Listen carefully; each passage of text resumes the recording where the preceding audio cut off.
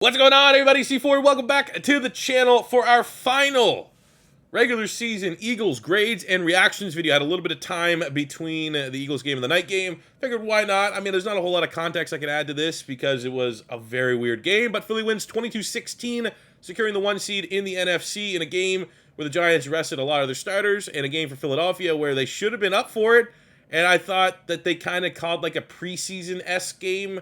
And their number one priority was winning without getting anybody hurt or putting players in dangerous positions, which is exactly what they did because Jalen Hurts didn't really get hit a whole lot and looks to be healthy going into a bye in the playoffs. So kind of throwing out some reactions. We will start with the Giants first and foremost, quickly go through that, then we'll flip to the Eagles. Giants, you know, they brought it to them, honestly. It was a one-score game. They had Davis Webb in, one of my... I don't want to say rare misses because, again, I'm just some guy that makes YouTube videos. I'm not really an NFL scout. I don't get paid to scout. But I like Davis Webb when he was coming out of Cal. This was his first game. And, you know, 2 touchdowns, 200 yards. I would have loved to say that Philadelphia dominated, took away, like they couldn't do anything. But they stayed in the game. They got 13 points in the fourth quarter when Philly kind of was, like, coasting, which could be said for a lot of this game for Philadelphia. The red zone was uninspired. We settled for a lot of field goals because they didn't want to put Jalen Hurts in harm's way. Is what it is. But full kudos to the Giants, man. I guess the recap of this for the Giants is they put themselves in a position to make the playoffs. There's a reason why Brian Daboll is a Coach of the Year candidate. I wouldn't say favorite, unless your argument for Coach of the Year is which coach did the most with the least, which I think you got to kind of give it to Brian Daboll. But also, that's all he got going for him. You know, I don't really think he elevated Danny Dimes to the level that a lot of people were hoping. That's a weird argument. I'm not going to go into that deep spiral. Like, if Brian Daboll wins it, I understand because he did the most with the least. But also, you know, I still think there's more questions than answers about the quarterback spot, and that's why he got brought in there, ultimately. He's a leader, yes, from one Canadian to another. I'm glad that he's doing well in the NFL, but he was hired away from the Buffalo Bills to try and see if he can elevate Daniel Jones. I don't think he did that. I mean, obviously, the offense and the weapons around Daniel Jones, they are what they are. But I still I don't know. I think the argument for the other two, I got Shanahan and Sirianni. Sirianni is going to get credited with Jalen Hurts' success. Shanahan is going to get credited with the revolving door of quarterbacks at the 49ers. And that's still and will always be the most important position. And that's all people are going to look at is, well, you played well this year. How many wins do you have? All right, Giants kind of the least amount of wins out of all the coaches. All right, what do you got at quarterback? What's going on there? It's like, well, you look at the Giants, still don't know. Philadelphia, Jalen Hurts, franchise quarterback. Looks like it anyways. 49ers, revolving door quarterback, 10-game win streak with literally the last pick of the draft under center for them. You know, I don't think the same can be said for the Giants. But either way, credit to the Giants. This was a tough game, as always, in the NFC East. You guys are going to the playoffs. Best of luck. I don't know who you guys are playing, but we'll see. Maybe someday we'll have another matchup here. Shift to the focus to the Philadelphia Eagles. Jalen Hurts went 20 of 35, 229 yards, no touchdowns, and a really bad pick. Threw it in triple coverage. Got sacked 3 times. Felt like a lot of those pressures were coming off the right-hand side. Man, oh man, we needed that first-round bye. Hopefully that means Lane Johnson will be ready for the first playoff game. We need Lane Johnson back. He has, you can make a legit argument. He might be the second most important player on this Philadelphia Eagles offense, not named Jalen Hurts. Bad. Jack Driscoll's a serviceable, solid swing tackle, and we've been able to survive. We've been able to survive. We won the Super Bowl. Hal Vitae, Big V Vitae at tackle. He went off, got the bag from the Lions. So we could survive a little bit, but Lane Johnson is, we need him back healthy. And this is a weird one. I made a couple tweets after this game about it, and I got a couple people saying, it's classic Jalen Hurts, had to play from the pocket and didn't carry the Eagles. I mean, yes, I would have loved to see Jalen Hurts in a game where he literally had 0 design runs. Said he had 9 rushing attempts. Those are almost all broken plays that he slid before he got hit. I would love to see Jalen Hurts have an insane QBR and 4 touchdowns and get pulled at halftime or something crazy like that. Didn't work out that way. But I'm also not going to use this game as evidence as to why Jalen Hurts is not a franchise quarterback or why he shouldn't get a brand new contract or why he's not the MVP or anything like that. This was a game where you literally are you're taking he's a dual threat quarterback. Right? Not every quarterback has to be a pocket quarterback to be successful in the NFL. That's what I assume. Some of these people that will use this game to knock Jalen Hurts is he's a dual threat. You literally told him, don't run. Stay in the pocket, do not get hit. He is I would say it's valid to say probably along with Josh Allen, Jalen Hurts is like the most physical quarterback in the NFL. And if you went and watched the Buffalo Bills game where before the game you said, Josh Allen, don't get hit. Your whole job, we're taking away all your runs. Don't scramble. Don't get hit. Does Josh Allen look like a freak of nature type quarterback? I have my doubts, and that's kind of what we had here today with Jalen Hurts. Jalen Hurts' priority was A, get the win, B, don't get hit. And he did exactly that. He looks perfectly healthy going into the bye week. And it just, it's one of those things, man. I don't know. I guess people will look for any reason to kind of dog Jalen Hurts, but as someone that's been a lifelong truther, I don't think I'd buy this shirt if I wasn't a lifelong truther. Jalen Hurts. No, but it's irresponsible. It's stupid to use this game as an argument to kind of knock Jalen Hurts. It wasn't his best game, but we literally handicapped our quarterback from what makes him a successful quarterback this year, what made him a breakout candidate this year, what made him an MVP candidate this year. I'm not going to hold it against him, but I'm still throwing out a grade. I'm going to give him, I think, like how he played, had a couple great throws, couple throws you want back. That pick was bad. He's probably like a C+, but because he didn't get hurt, B-. Moving into the rush, because he didn't get hurt, it's a B-. And I would almost say this, because if the argument right now is between Jalen Hurts and Josh Allen, between just my example of like if you told one of these quarterbacks they cannot run, where they both look not great, I think I give the bonus point to Jalen Hurts because I don't watch Josh Allen play. I don't think Josh Allen could follow those instructions for whatever reason. It's just the amount of hits that guy takes. I think like if Sean McDermott was like, Josh, in this game, man, we know your shoulders are a little roughed up. Like, don't take hits, don't scramble, don't take off.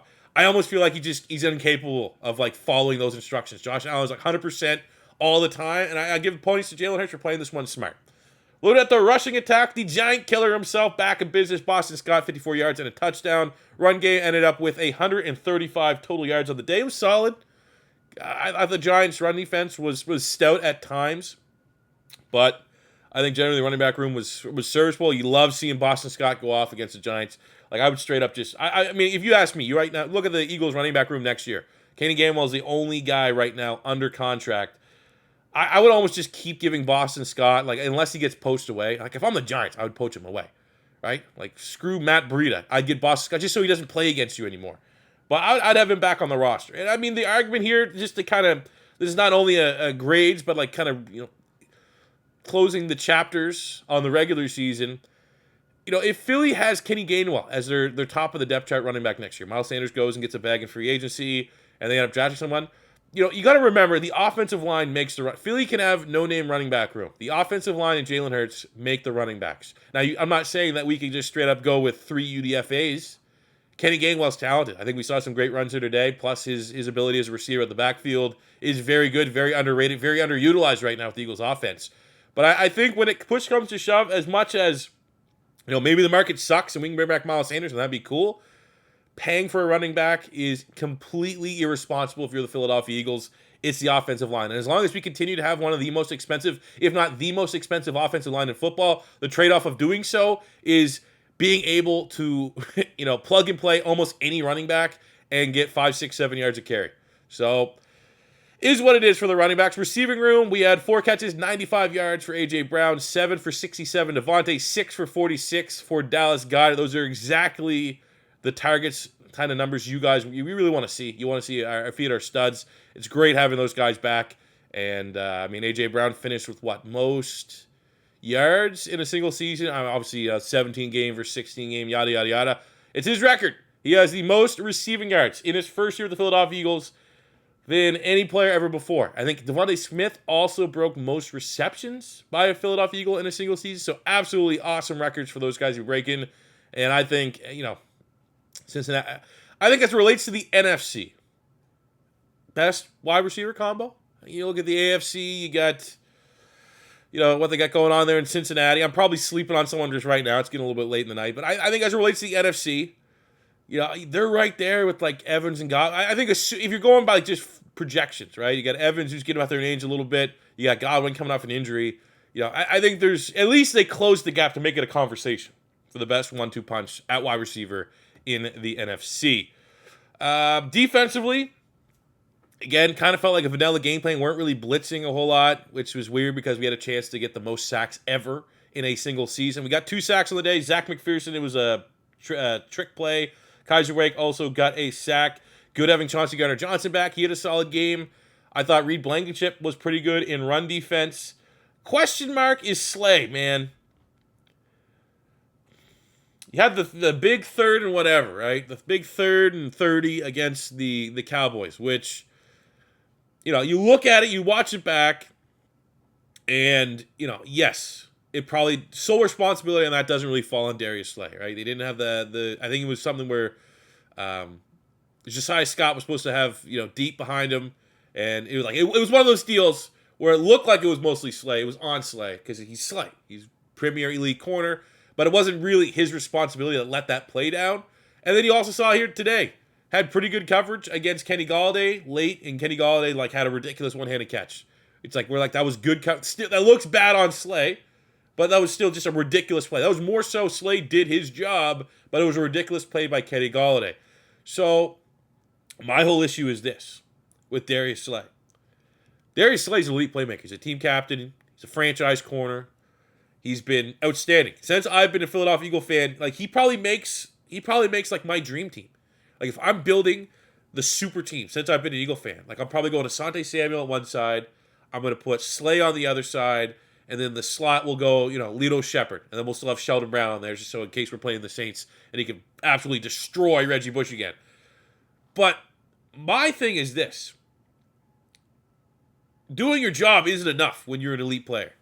You can do your job a lot, but it's like one of those things where, think about a quarterback playing with jobber wide receivers, like Aaron Rodgers to a certain extent. There is a responsibility on Aaron Rodgers to go above and beyond to make those guys' jobs easier, to make them look better, to elevate those around them, and to overcompensate for the lack of talent. Overcompensating for a lack of talent is exactly what star players get paid to do. That's why they get paid 10 times as much money. It's like one of those things when Slay dogged Josiah Scott. It's like, dude, just imagine the context of this, right? It's like if you're Josiah Scott, you're like, okay, I'm a depth player, I made the NFL, it's cool. But you have some guy that's making, we'll just hypothetical, $30 million, and you're making $900,000. And he's like, you suck. It's like, that sucks, right?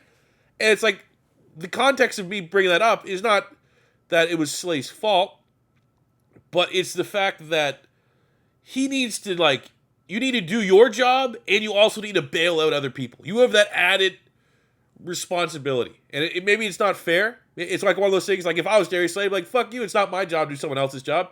Kind of is. You're the best player. That is what you need to do. It's if Jalen Hurts throws a shitty fucking football throw, that should be an instant pick. A.J. Brown is going to be like, all right, fuck it, I'll make a one-handed catch and bail you out. That is a $100 million player going here and bailing out somebody else. It's not his job to make that throw. He made his route. He did exactly what he needed to do. But sometimes you have to just fucking bail somebody out. And I feel like Darius Slay, over the last couple weeks, hasn't been going above and beyond. Is that fair to say? Is that his fault? He's doing his job fine, sure. And if that's falling in line with being too overly critical, I completely agree to that, and I'm not going to dog Slay for those two plays because he did good coverage. But it's like the superstar players need to make superstar plays, and superstar plays aren't just doing your job. I feel like that's what I just rambled on for about 2 minutes. That is the too long didn't listen. Superstar players need to just make superstar plays, and that is not just doing their job, and that's not what we've got out of Darius Slay. I guarantee some of those plays that Darius Slay's had picks and stuff like that, he did more than his job on that. He was like, oh shit, I covered my guy, and then I actually kind of saw something else and I jumped it. You know what I'm saying? We're just not getting those right now with Darius Slay, and unfortunately he's not playing his best football rolling into the playoffs. Overall defense, give him a B as well. Happy to get out of that one injury-free, but also made it look a little easy on the Giants at times. So, we're rolling into the first round bye. That is awesome. Happy with it. Not a great game. Don't feel, it sucks that it feels like we have zero momentum going into the playoffs. It's like the complete momentum shift. It's like the Eagles had it, and then the Niners just kind of took it and running in with it right now.